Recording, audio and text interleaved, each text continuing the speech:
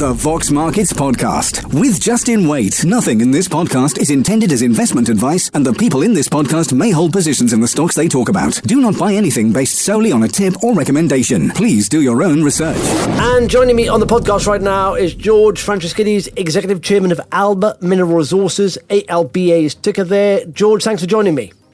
Justin, great to speak to you.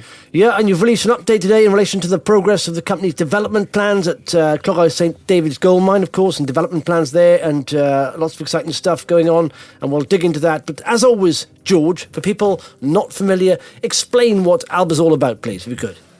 Sure. Well, we're quite a diversified group, but becoming less diversified, I would say, from corporate transactions that we're in the middle of doing. So we are heavily in mining. That's our bread and butter.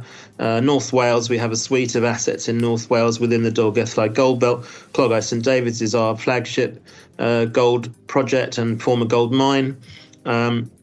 There's Gwynfinith, and there's a whole gold belt that we're exploring as well. We are in Ireland in base metals. We've got oil and gas investments in the Weald Basin, where we're sort of the second shareholder, if you like, behind UCOG in the Horse Hill story.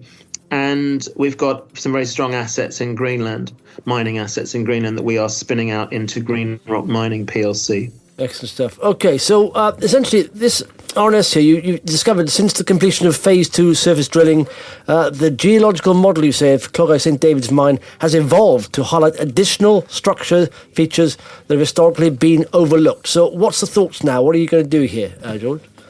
Yeah, well, I think this is really fantastic. I mean, the drilling we've done has always been for structure, not for grade, and that's the nature of a narrow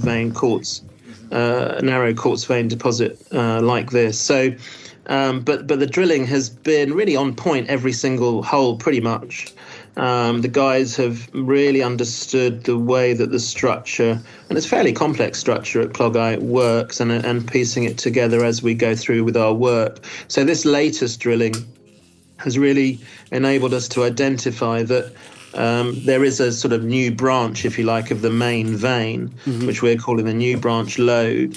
And that really does open up some really exciting development opportunities for us. One of the key things, Justin, about a mine like this, where it's high grade in pockets, you've got to obviously get to the high grade for it to be economic, and you've got to get to the high grade without breaking the bank to do so. So what we've discovered is this new branch lode. I mean, it's 22 odd meters from existing development at Lecfraith level, and that is a very tiny, in relative terms to the underground development, that's a tiny amount of distance to go in mining terms, so it's very achievable.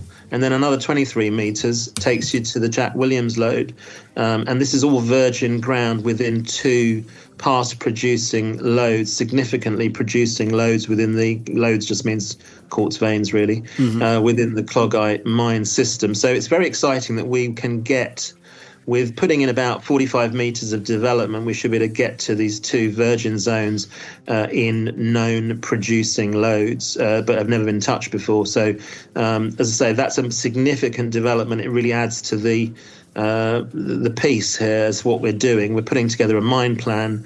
Those are two central pieces of the mine plan. Obviously, there are other targets that we've also been able to firm up on through this work that we're doing. Yeah, and so it basically you're saying that it's not burdensome economically because it's not that far down, not far away from where you are anyway. Is that right?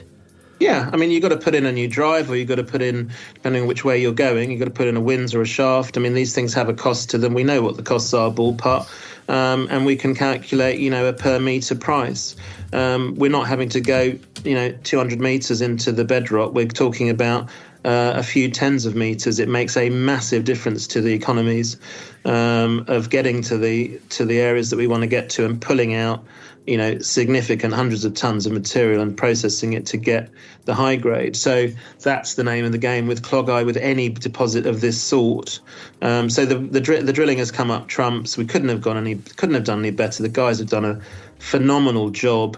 I know that people think that perhaps it's I don't know. It could have been easier, or we should be producing gold by now. But it's not like that. This is a very complex deposit. You have to do the work we're doing. We've put a huge amount of effort and expertise into getting to this point, and we're really excited that we can move firmly into the development phase now, and putting in these drives and shafts and things are all a part of, as I say, the development of a former mine and trying to bring it back into life. That's what we're moving to next. Yeah. And if you could explain what's happening with the dewatering there, if you could, Jude.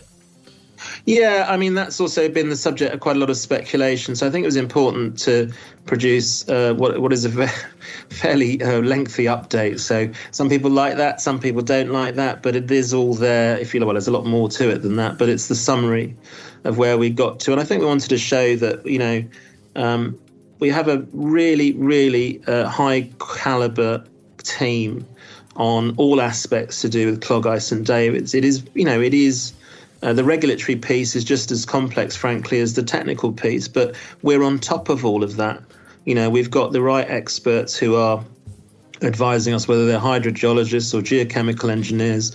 We've got all of those people working on the dewatering and other aspects that are environmental or ecological within the mine or relating to the mine. And this process started in January, where we applied for a dewatering permit. And, I totally understand, and so does everyone within the team, that the regulator is concerned whenever anyone comes to it saying we'd like to discharge water into a river, and then it flows down into the estuary. We totally understand that. So we have bent over backwards to produce huge amounts of data, sampling from 5 different locations, I think 10 or 12 rounds of sampling. We've done all sorts of other studies measuring depth and flow rates over, best part of a year, really. And we've produced reports and obviously assays from independent laboratories. And anything that we've been asked to do, we have done. But, it has been a long process, and a lot longer than we would have hoped. But we're at the stage now where, having gone through several rounds of to and fro with NRW as we answer their questions, we're now sort of recently in the position where they've said they want to do what's called a habitat regulations assessment, which again is pretty, I suppose, pretty par for the course. They would like to get comfortable, a sort of more of a holistic view of things, and we are helping them with that. We're producing a report, a very lengthy report, which will inform their HRA, the Habitat Regulations Assessment. We're in the middle of that process. We hope to be completed very soon. In fact, we just took some samples in the estuary yesterday. We got the approval from NRW to do this. It was at their request, but they had to give us the approval and the landowner's approval. The last approval came through yesterday, and we were out on the estuary yesterday taking the samples. So I don't think we can do any more than we've been doing, pushing this professionally, diligently, and with great skill and expertise on our consultants' part. We are in a good shape. We think that the merits of the dewatering are very clear. We think that we have answered or will answer if there are any remaining questions, so that we and NRW can be confident that there's no material detrimental effects on the environment. We would never dream of doing anything else. Frankly. So we're almost there, hopefully. We've, inputting into their HRA in the next week or so. The samples from the estuary will probably take a couple of weeks.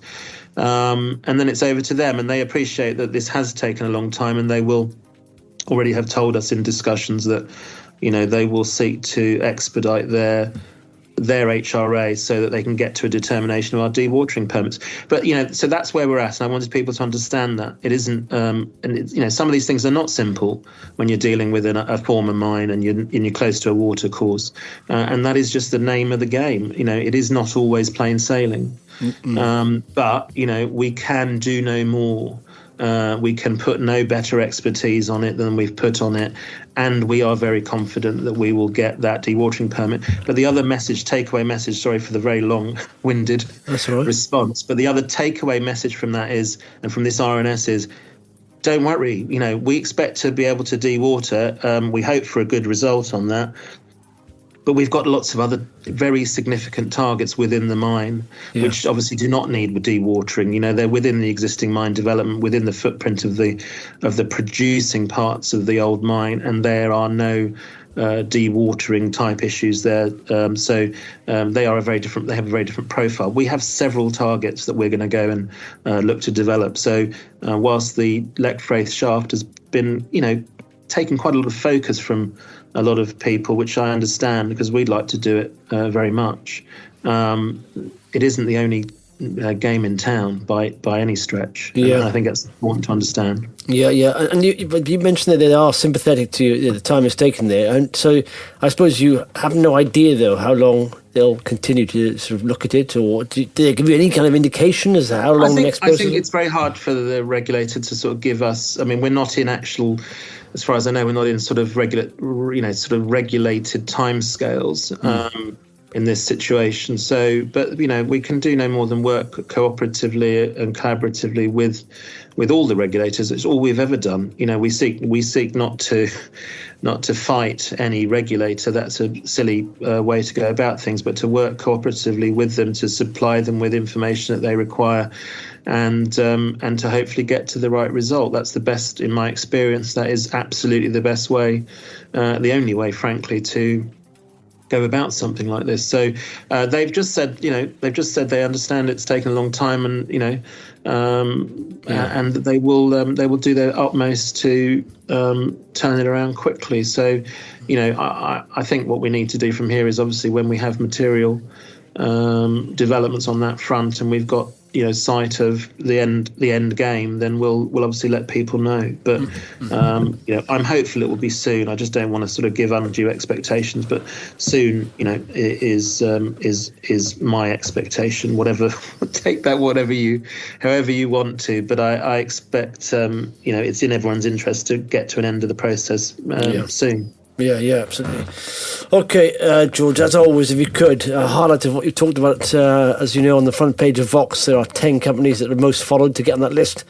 Give us 3 reasons why someone should hit that follow button on Alba Minerals, please. Justin, we're a diversified group that's increasingly focusing on gold in North Wales and precious metals. So we've taken a decision to spin out Greenland. We're going to be a majority shareholder of Green Rock Mining PLC. We're going to see the group Green Rock Mining take those projects forward with a dedicated team to add serious value to those fantastic projects, and we will benefit from that. So number one is Greenland. We're still very much going to be a significant player in the Greenland mining sector through Green Rock Mining. Number 2 is obviously Clogau, which we've talked about, where we're now moving into, as I say, the development, the mine plan. This is the name of the game now. This is the meat and drink of what we've been trying to do to get the Clogau mine back into production. As soon as we've got that on a firmer footing, and we've got a plan that we start to execute and roll out, we will then turn to probably this winter and spring a huge amount of work that can be done, and exciting work that can be done over the Dolgellau Gold Belt, which has got a massive number of targets. We've just picked up new ground there. A few grumbles about why we're picking up new ground. It's such a prospective part of the world, Justin. There are just so many gold targets that have never been properly explored. It would be hugely remiss of us not to pick up as much good ground as we could possibly find within the Dolgellau Gold Belt. We won't be able to get to all of it straight away, but we are now, effectively we are in control of the entire Dolgellau Gold Belt and some. And it's a fantastic place to be. It's unique, and it's in our backyard. So those are the reasons. Excellent stuff. George, good to chat to you. Thanks for the update, and hopefully we'll catch up in the not too distant future. Thanks very much. Thanks, Justin. Appreciate your time. The Vox Markets Podcast with Justin Waite. Nothing in this podcast is intended as investment advice, and the people in this podcast may hold positions in the stocks they talk about. Do not buy anything based solely on a tip or recommendation. Please do your own research.